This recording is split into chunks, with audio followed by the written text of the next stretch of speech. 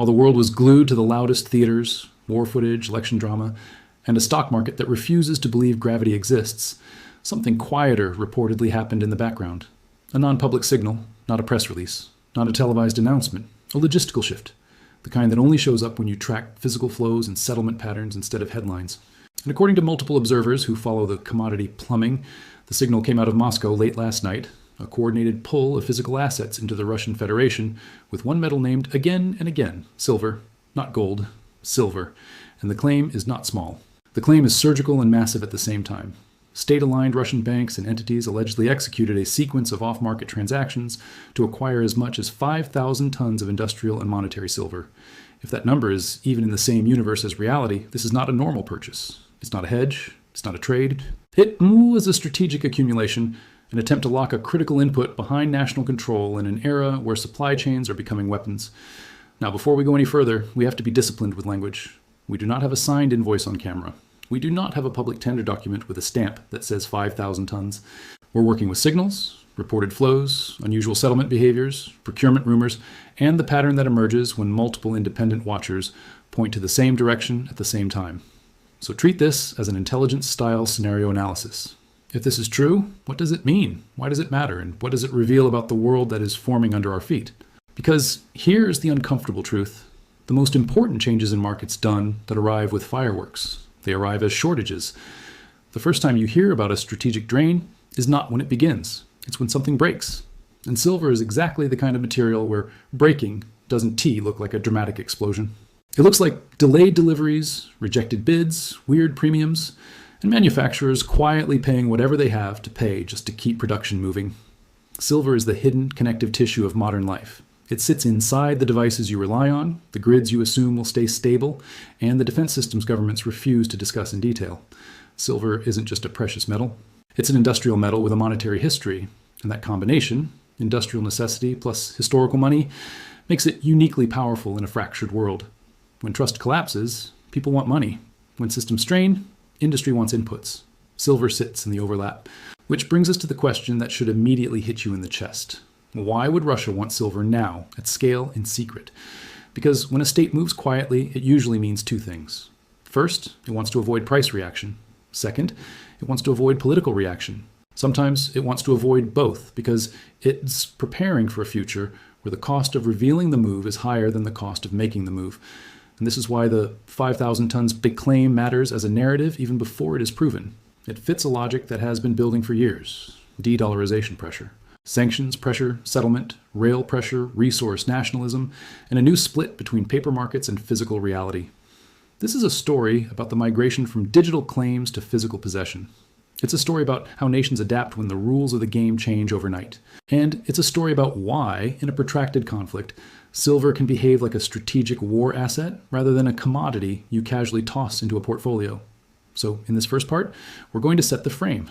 We're going to talk about why silver is different, why it can become more valuable than oil in specific scenarios, and why sovereign accumulation is a completely different beast from retail stacking or hedge fund speculation. Then we'll move into the mechanics, how off-market deals work, how metal disappears without moving the price, and why the screen you stare at every day can become a museum exhibit while the real market happens somewhere else. And yes, we're going to put 5,000 tons into perspective. Not as a viral number, but as an operational shock. So take a breath, because this is not a story you can understand by looking at a chart. This is a story you understand by looking at incentives, logistics, and physics. And in the end, physics wins.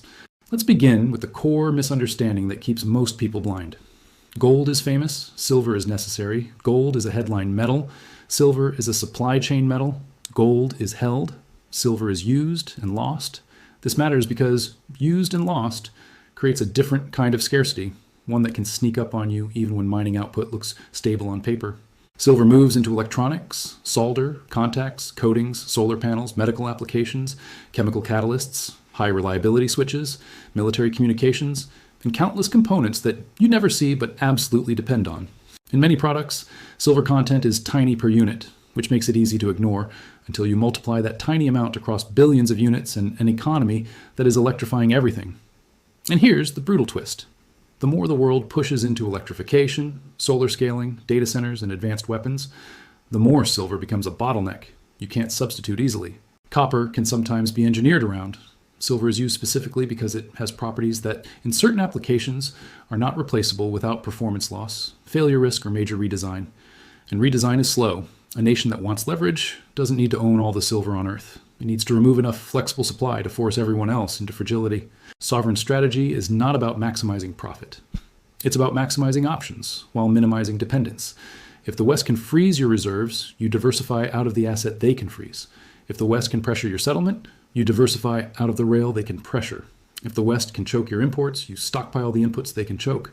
And if you believe you are entering a long era of confrontation, you don't just stockpile weapons. You stockpile the materials that allow you to build and replace weapons repeatedly. That's where silver becomes more valuable than oil in a specific strategic sense. Oil is a commodity of energy. Silver becomes a commodity of capability. Energy can be rerouted. You can find buyers, blend grades, ship to different ports, trade at discounts. Capability is different. Capability lives in production lines, in precision manufacturing, in reliability, in the ability to replace components under strain. Silver is threaded through that capability. If you deny it, you deny output. If you corner it, you secure output. Now add another layer: sanctions. Sanctions are not moral, sanctions are mechanical. They target access to dollars, access to clearing, access to Western markets, access to Western insurance, access to Western shipping, access to Western technology. Russia has been living inside a sanctions laboratory for years. That pressure teaches states a lesson. Anything that exists as a digital claim inside your opponent's legal reach is not truly yours. It is a permission slip that can be revoked. So the natural response is to move wealth from the domain of permission to the domain of possession. Physical silver sitting in a domestic vault is not a promise. It is not someone else's liability. It is not a balance sheet entry that requires cooperation to be honored. It is an object, a sovereign object. And that is why, if these reports are true, the significance is bigger than the metal itself. It's the statement behind it. We are exiting your system. Hi. When you hear off-market purchases, you should imagine a different world than the one retail investors inhabit. This is not someone clicking buy on a screen. This is procurement, settlement, logistics, refiners, storage, transport security, documentation that is designed to be boring, and counterparties that are chosen specifically because they are willing to be quiet. This is how strategic accumulation looks: slow enough to avoid a public spike, fast enough to outrun rival buyers, and structured enough to be deniable until the position is already locked. And if the number is 5,000 tons, the goal is not just owning metal. The goal is changing the game board. To understand why, we need to talk about the difference between annual mine supply and available float. Because headlines love annual mine supply and ignore float. And float is where the battle happens. Most people hear a number like 5,000 tons and immediately compare it to annual mining. They say, isn't global production X? Isn't this Y%? That's a start, but it's not the heart of the matter. The heart of the matter is the available above-ground float, the metal that can realistically be mobilized into the market at current prices, under current trust conditions, without triggering a chain reaction. Silver is notoriously deceptive because it lives in three states at once. It is inventory, it is industrial feedstock, it is monetary insurance. Some of it is in vaults and can move. Some of it is in products and cannot move. Some of it is held by entities that will not sell at any price because selling would defeat the purpose of holding it. A strategic buyer doesn't care about theoretical supply, it cares about mobilizable supply. And mobilizable supply is what disappears first when fear rises and trust falls. This is where off-market accumulation becomes devastating.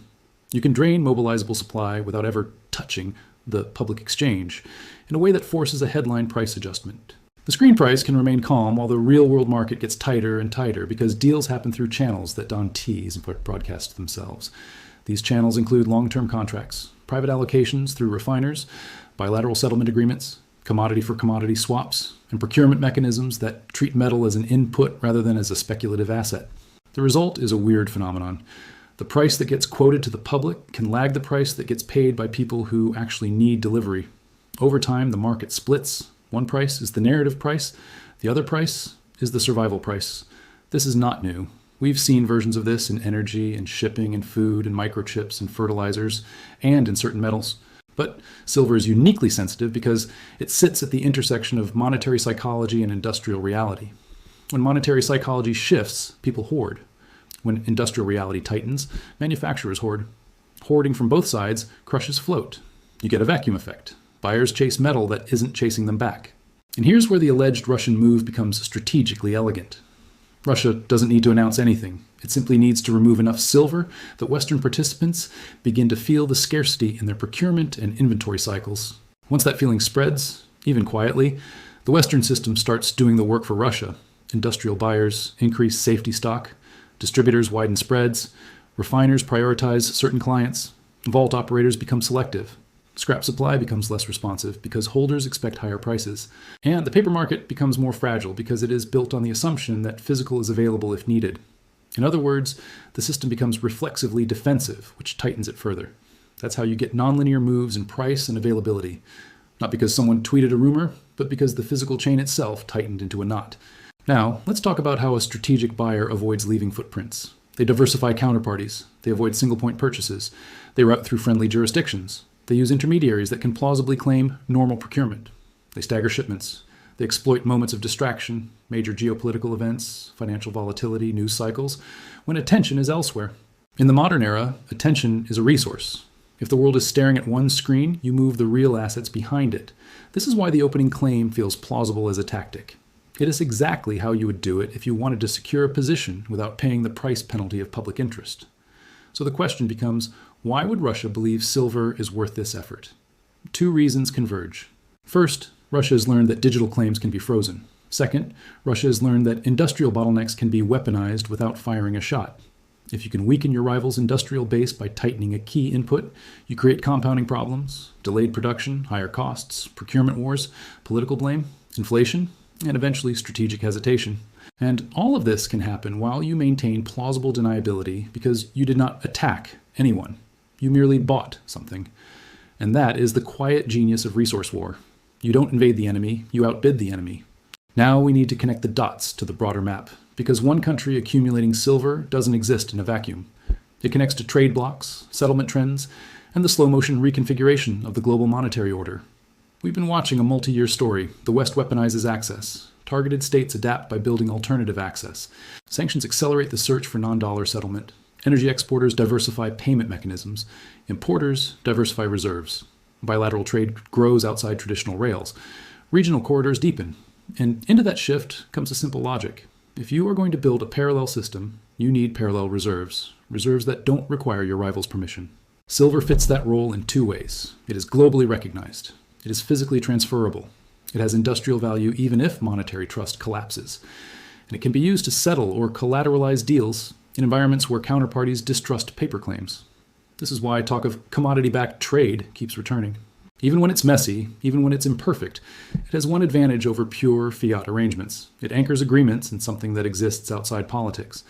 Now, is Russia literally building a silver-backed currency tomorrow? We do not have to assume that to understand the motive. States can stockpile for optionality. Optionality is power. If you have the metal, you can choose how to use it later. As industrial feedstock, as collateral, as settlement balance, as reserve diversification, as domestic confidence signaling, or as a strategic bargaining chip. And in resource war, bargaining chips are made of atoms. The other connection is to China and broader non-Western accumulation dynamics. If a coalition of large states shifts from holding primarily dollar assets to holding more physical reserves, the consequences ripple. U.S. leverage weakens not because the U.S. disappears, but because counterparties become harder to coerce. The more trade gets settled outside the old rails, the less threatening the old rails become. And when states believe they are being coerced, they accelerate their exit, which becomes self-reinforcing. This is how systems change. Pressure accelerates adaptation. Adaptation reduces pressure effectiveness. Reduced effectiveness triggers more pressure, and the cycle pushes the world into fragmentation. In that fragmented world, silver behaves differently. It becomes less about investment return and more about strategic continuity. Now let's bring it down to a very concrete outcome. Europe. Europe is an industrial zone with high dependency on imports for many critical inputs. Europe is also pushing an aggressive electrification and green transition agenda that intensifies demand for precisely the kinds of components that lean on silver. And Europe's recent years have been a stress test. Energy cost shocks, supply chain disruptions, inflation, political fragmentation, and industrial competitiveness challenges. If a major producer and accumulator effectively tightens accessible silver supply, Europe is exposed first because Europe cannot simply wave a wand and produce silver domestically at the scale required, nor redesign every supply chain overnight. Industrial scarcity becomes political scarcity. Political scarcity becomes social tension. And tension becomes policy that often makes the situation worse. Export controls, subsidies, price controls. procurement mandates. These policies are understandable, but they are reactive. They signal stress, and stress signals attract predators in markets. If you want to understand why strategic metals matter, look at what happens when one metal becomes hard to source. Manufacturers start stockpiling, governments start prioritizing, and the free market turns into allocation politics. That's when the true price becomes less relevant than who gets delivery. And delivery is everything in a world where production capacity is the real currency. Now, we also have to address the elephant in the room, the paper market. If a huge amount of metal is leaving the accessible pool, paper claims become riskier, not because paper is inherently evil, but because paper is a promise to deliver something that may not be deliverable at scale if too many people demand it at the same time. This is where crises happen. Not when everyone is calm, but when everyone tries to convert claims into reality at once. And strategic accumulation increases the probability of that moment because it tightens the buffer that makes delivery possible. So the real risk is not price volatility. The real risk is a credibility event, a moment when the market is forced to admit that the paper layer and the physical layer are no longer aligned. And when that happens, repricing is not polite, it's violent. Let us walk through what a silver credibility event could look like without turning this into fantasy. A credibility event doesn't require a conspiracy. It requires a mismatch between promised supply and available supply under stress. That mismatch can emerge from several ordinary mechanisms that become extraordinary when stacked together. Industrial demand increases, investment demand increases, scrap supply fails to respond, mining output is constrained, geopolitical disruptions hit refineries or shipping, and strategic buyers absorb float quietly. Then one day, a large participant needs delivery and discovers the line is longer than expected. Premiums rise quietly first, then lead times extend, then certain forms become hard to source, then contract terms change, then spreads detach. Then you get language that starts appearing. Cash settlement, deferred delivery, force majeure, temporary rules adjustments, market stability measures. These are euphemisms. Euphemisms are what institutions use to avoid saying the word default. Now, I'm not telling you a default is guaranteed. I'm telling you that strategic accumulation increases the probability of stress because it removes slack. And slack is what keeps markets functioning without drama. When slack is gone, small shocks become big shocks. A refinery outage becomes a crisis. A shipping disruption becomes a crisis. A sudden defense procurement surge becomes a crisis. And a large sovereign accumulation becomes a crisis multiplier because it is both large and sticky. Once a sovereign buys and stores, it doesn't flip the position because profit target reached. It holds because the goal is not profit. The goal is resilience and leverage. That's why this alleged move, if true, is so consequential. It's metal that likely won to return to the market for years, possibly decades, unless terms radically change. So what would Russia gain strategically besides industrial continuity? First, it gains domestic security of supply. If you can procure silver for defense and critical infrastructure internally, you reduce vulnerability to embargoes and trade pressure. Second, it gains potential leverage over adversaries who depend on imports. If Western manufacturers must compete for a tighter pool, their costs rise, their timelines slip, and their strategic planning becomes constrained. Third, it gains optionality in settlement and reserves. Physical metals can play roles in bilateral agreements where trust in fiat is declining. Fourth, it gains psychological advantage. Markets are belief systems. If a major power is perceived to be accumulating real assets while the West accumulates debt, the narrative itself shifts, and narratives affect behavior. Behavior affects flows. Flows affect reality. This is how confidence wars are fought, not just through propaganda, but through visible alignment with tangible value. Now, we should also examine the counter-arguments because this is where credibility is earned, not lost. Could 5,000 tons be exaggerated? Absolutely. Could it be a multi-year accumulation being described as a single overnight event? Possible. Could it be reclassification of existing holdings rather than new purchases? Possible. Could it be private sector plus state sector being combined into a single number? Possible. This is why you should not anchor on the exact number like it's scripture. Anchor on the direction, reported strategic interest in silver, and reported off-market activity is the signal. The specific tonnage is the amplitude. If the amplitude is smaller, the strategy may still be real. And in markets, strategy matters more than rumors because strategy persists. Here is what you watch to validate without needing secret documents. Watch premiums in key regions. Watch lead times for industrial users. Watch unusual export restrictions. Watch refinery throughput shifts. Watch import-export anomalies. Watch large vault reports for changes in available categories. Watch for increased bilateral trade announcements that mention commodities. Watch for procurement language, changes in state-linked enterprises. Watch for persistent divergence between screen price and physical price. That divergence is the footprint of a tightening physical market. And if it grows while rumors of strategic buying persist, the story becomes harder to dismiss because reality begins to confirm it. Now, let's talk about the most dangerous aspect of all, cyber risk. In a world where financial infrastructure is digitized, a serious cyber event can turn wealth into a login problem. Your assets may exist, but access may not. This is where physical metals have an ancient advantage. They don't need a network to be valuable. They are valued by existence. That doesn't mean they're magic. It means they are outside certain classes of systemic risk. If Russia is planning for prolonged confrontation, it would be rational to secure assets and inputs that remain functional under digital disruption. And silver, as both an industrial input and a monetary fallback, becomes a dual-use reserve. That dual-use nature is what makes it so attractive to planners. So where does this leave us? If the alleged Russian accumulation is real, the world just got a little more physical. It got a little less polite. It got a little less financial engineering and a little more raw material reality. Because the deep truth of the last 50 years is that the West learned to monetize trust and paper claims. The deep truth of the next era may be that trust fragments and paper claims get challenged by physical constraints. When that happens, the winners are not necessarily the ones with the most impressive markets on a screen. The winners are the ones with the inputs that keep society running: energy, food, minerals, and the industrial stack that turns those into capability. And silver is a critical thread in that industrial stack. This is why this story feels like a warning. It's not saying tomorrow silver is $100. Any precise number is entertainment, not analysis. The real warning is structural. The global order is shifting toward resource security and away from pure financial abstraction. And when a major state allegedly moves to lock a large quantity of silver behind national control, it signals that they believe a scarcity regime is coming, or that they believe they can help create one to gain leverage. Now, you might be wondering, if this is so important, why isn't it everywhere? Because the modern world is optimized to look at what is easy to measure and ignore what is hard to measure. Screen prices are easy to measure. Physical flows are hard to measure. Narratives are easy to measure. Logistics are boring and hard to measure. But the future is often decided by boring logistics, not viral narratives. A convoy matters more than a headline. A refinery matters more than a speech. A warehouse receipt matters more than a trend. And a sovereign stockpile matters more than your timeline. This is why I keep repeating the core line. This is not a story about politics. It's a story about physics. Physics doesn't care about your beliefs. Physics cares about inputs, outputs, and constraints.